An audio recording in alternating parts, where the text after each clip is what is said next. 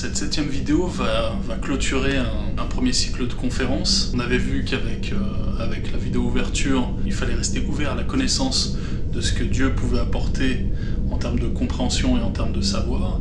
Il fallait rester dans un deuxième temps, essayer de trouver la structuration, tous les principes qui pouvaient faire référence à son savoir, à sa manière de parler. Il fallait voir dans un deuxième temps révéler la composition, après avoir synthétisé le savoir, faire une composition, trouver la structure même du langage, et appréhender une envergure complètement globale d'absolument tous les savoirs que Dieu va laisser. Et il est temps du coup de conclure un peu tout ce savoir, tout ce qu'il est permis de comprendre.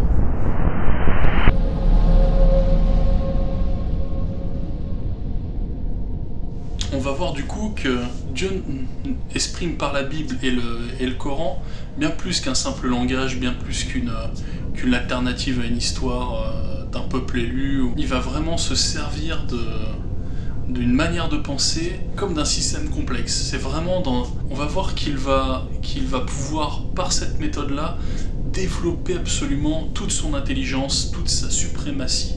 Et on peut voir que malgré la magnificence de Dieu, on voit qu'on est encore en train d'imaginer pouvoir avoir sa compréhension, son intelligence, alors qu'on est simplement ses créatures. On va pouvoir prétendre à être au niveau de Dieu, c'est assez aberrant, et c'est ce sur quoi j'ai travaillé dans un premier temps. Voir que Dieu était bien plus grand que simplement une interprétation humaine, sachant que toutes les interprétations que l'homme ait fait sur les livres sont que partielles.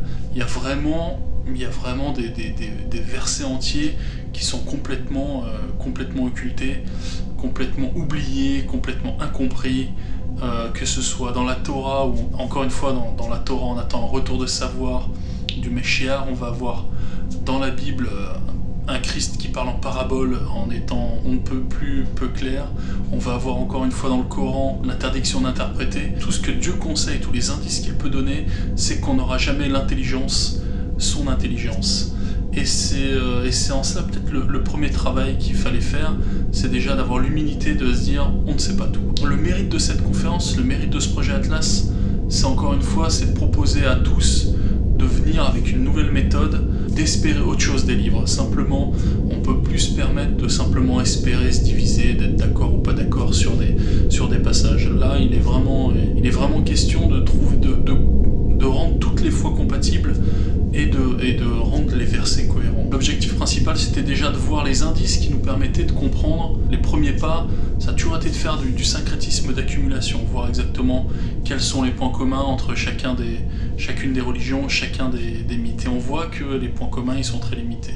Et on va rebondir du coup sur un syncrétisme d'opposition en se disant toutes les oppositions des livres, si elles révélaient des principes, des nouveaux concepts. C'est là où c'est perturbant, parce qu'effectivement, ça a l'air de marcher. On l'a vu sur des principes de définition. Les oppositions dans les textes et les mythes ramènent des clés de lecture, vraiment des cohérences. Mais on voit que nos intelligences, en fait, quoi qu'il arrive, sont très limitées. On va avoir deux systèmes de croyances qui sont toujours opposés, enfin toujours depuis quelques siècles.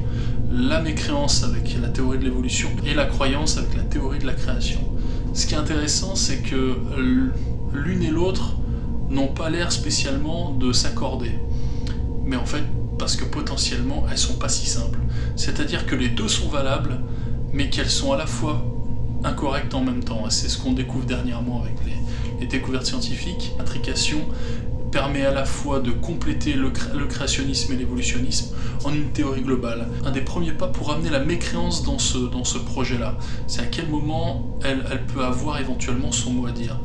Mais c'est tout le piège, c'est-à-dire que comment ramener la mécréance vers la croyance, si ce n'est en utilisant justement un système complexe. Voilà. Et c'est là où l'engrenage sait faire. Du coup, on a pu voir que cette méthode-là permet de réappréhender le langage de Babel. Donc on va voir que Dieu ne parle pas, il n'a pas besoin de parler, il va juste utiliser une manière de s'exprimer qui va correspondre à la lecture métaphorique. C'est-à-dire que tout le long des livres, il va avoir une manière symbolique de s'exprimer aussi. Il n'y a pas une phrase, il il n'y a pas un mot qui ne corresponde pas éventuellement à un symbole. Le terme juif potentiellement est un symbole, le terme Jérusalem est un symbole, le terme Israël serait un symbole. Tout ça serait des symboles qui viennent s'intégrer complètement. Mais Dieu va jouer avec nous et c'est en cela que les prophéties, c'est en cela que les signatures comme Gog et Magog, Yajouj Majouj vont se compléter parce que symboliquement elles se retrouvent, elles sont cohérentes. Les théories sont cohérentes l'une avec l'autre. C'est ce sur quoi on a travaillé symboliquement, donc dans les conférences signatures. On va voir que le plan amené par les livres va s'échelonner dans le temps. Donc le savoir n'est pas donné directement dans la Torah. Il va se développer par l'arrivée de Daniel qui va donner, par exemple, on va donner un exemple, Daniel vient donner une définition spécifique, c'est celle du Fils de l'homme. Et on va se rendre compte que Jésus-Christ vient annoncer l'arrivée future d'un Fils de l'homme, mais qui vient aussi lui se définir comme étant le Fils de Dieu. Et c'est là donc où on va pouvoir faire le pas entre un Fils de Dieu qui va amener un Fils de l'homme. Et on va retrouver sur cette trinité de Dieu, Fils de l'homme, on va retomber sur un concept égyptien. Mais aussi on va retomber sur le principe des trois croix qui vont être de l'antéchrist, Christ, antichrist. Et ce principe-là va ramener, encore une fois, va être soutenu par ce qu'on pouvait considérer comme étant une erreur de la part du Coran, d'expliquer que Issa était le neveu de Moïse. Mais en fait, c'est à première vue incorrect si on parle du Christ, mais la particularité de Issa, c'est donc de venir autant de Moïse, autant du Christ et autant, une nouvelle fois, de la fin des temps. Et on va voir par Issa l'arrivée d'un homme qui va prendre les attributs à la fois du Christ, mais qui va aussi prendre l'attribut des trois temps, d'une venue en trois temps. Et c'est pour ça qu'il est fait mention du fait qu'il soit neveu de Moïse. Voilà, donc ce n'est pas une erreur, c'est encore une fois l'expression du langage de Dieu, c'est comme ça qu'il s'exprime. Il n'y a absolument aucune erreur. Dès qu'on découvre une erreur dans le Coran, dès qu'on découvre une erreur éventuellement dans l'Évangile, on s'aperçoit que c'est une clé de lecture et que c'est l'expression de Dieu, le langage de Babel. Cette manière d'intégrer l'intrication dans un plan global, faut savoir que l'intrication explose tout ce qu'on croyait jusqu'à présent. C'est-à-dire qu'il ne s'agit plus de croire. Avec l'intrication, on comprend absolument tout ce qui peut se passer en termes de résurrection, de réincarnation, tout est complémentaire. Le créationnisme, l'évolutionnisme, tout absolument est cohérent. Voilà, c'est même plus... c'est presque dommage. Mais par contre c'est d'une beauté, c'est parfait. On va avoir une autre particularité sur le principe des attributions données, et on va estimer que Christ est le Fils unique de Dieu. Et on retrouve ce principe Fils de Dieu. On voit pas comment le Fils unique peut être, du coup, réamalgamé à une seule personne. Et en fait, encore une fois, la lecture métaphorique l'explique très bien. Une personne qui a le don d'intrication, un don spécifique, de pouvoir effectivement se parler à lui-même et d'arriver en trois temps. Donc on va avoir trois chemins qui vont permettre à une personne de se voir deux fois de suite. Enfin, une intrication par le haut, une intrication par le bas et la marche des hommes. C'est-à-dire qu'à chaque fois qu'on va avoir Dieu, Satan et Job à pouvoir se rendre compte qu'effectivement c'est potentiellement la même personne. Le Fils unique de Dieu vient donc faire référence à une particularité que Jésus a, dont on a déjà parlé, c'est que Jésus est un géant et personne ne l'avait vu. Donc si Jésus est un géant, ça change absolument tout ce que vous pouvez comprendre de l'évangile.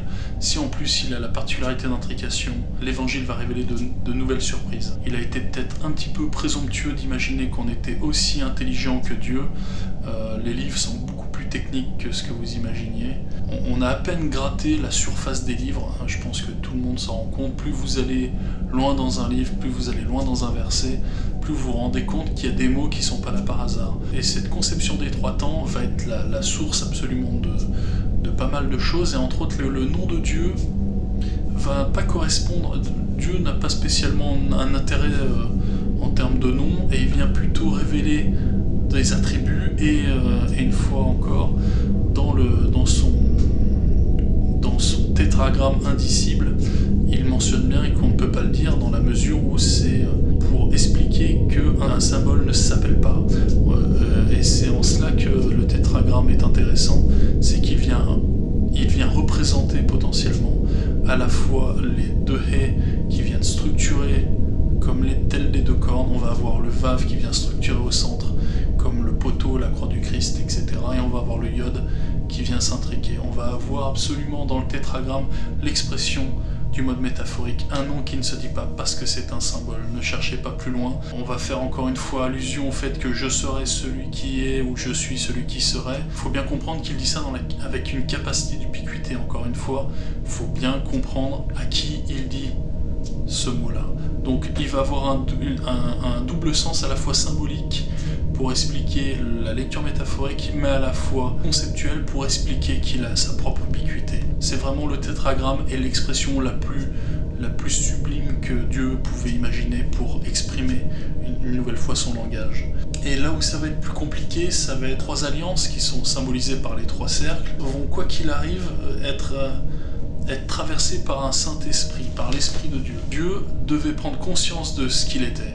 Et c'est ce Saint-Esprit-là qui va faire référence au fait que Dieu, dans sa volonté, a la même volonté symbolique que la femme.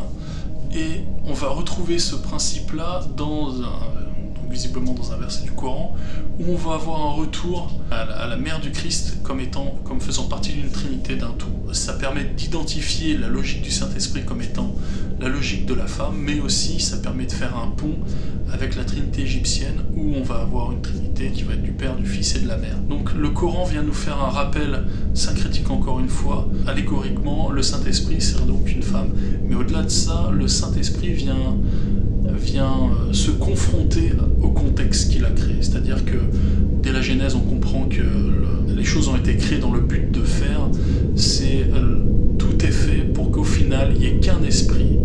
Il n'y a que l'Esprit de Dieu qui puisse se sublimer dans ce plan-là. Et c'est en cela que le plan est magnifique, c'est que tout le monde va comprendre que Dieu, c'est Dieu, quoi. C'est pas nous. Il va avoir une capacité à transcender les péchés, c'est ce qu'on nous explique avec Christ, parce que Christ n'est pas venu au 4e jour, au temps où il vient en Fils de Dieu, pour combattre les péchés. Il n'y avait pas de péché, il n'y avait pas d'argent, il n'y avait pas de famine, il n'y avait pas d'opulence, il n'y avait pas d'abondance. Sans abondance, les péchés sont pas vraiment difficiles à combattre. Par contre, avec l'abondance et voire même avec l'opulence, les péchés sont très intéressants. C'est-à-dire que Christ va arriver à un moment, va arriver forcément prochainement, justement pour montrer à quel point son esprit était bien supérieur au nôtre. Et c'est en cela que Dieu se révélera comme étant inspiré dans un homme. Dieu n'est donc pas un homme, mais il s'est fait un plaisir de venir dans un homme pour se confronter à ce que vivent les hommes. C'est en cela que la Trinité est vraiment intéressante. C'est-à-dire qu'il va un temps préparer son plan de division pour ramener à la réunion, mais surtout pour montrer qu'il a résisté, qu'il a su combattre les péchés.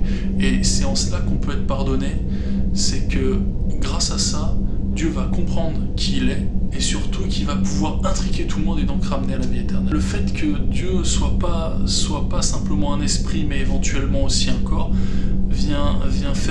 va être exprimé, je pense, dans le Bereshit. Le Dieu dont on parle dans la Torah, dans la Bible, ce n'est pas le Dieu qui crée tout.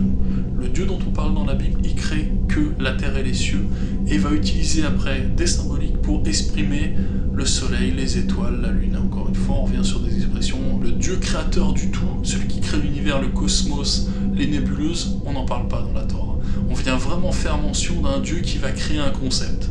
Voilà, c'est là où c'est particulier, c'est-à-dire qu'on va donner à Dieu de la Torah la capacité d'avoir fait les livres, d'avoir imaginé une manière de parler, et le Coran vient potentiellement compléter ce savoir-là. Et le Dieu unique, c'est pour rappeler à la religion polythéiste que potentiellement tous les dieux dont on parle dans les mythes font référence à cet homme-là, à cette particularité qu'il aurait eu de combattre absolument les bêtes sauvages, faire des épreuves comme c'est pas permis. Tout ça fait référence potentiellement à un homme spécifique. Donc ce serait Jésus-Christ, voilà, qui aura la particularité d'être déjà venu, etc. Donc à quel moment il va revenir, c'est un peu toute la question.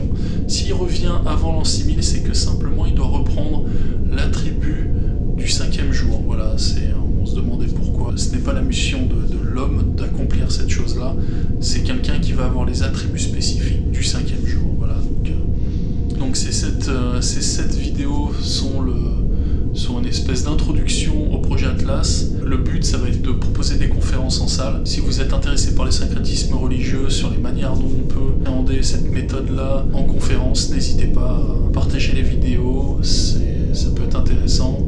Je vois que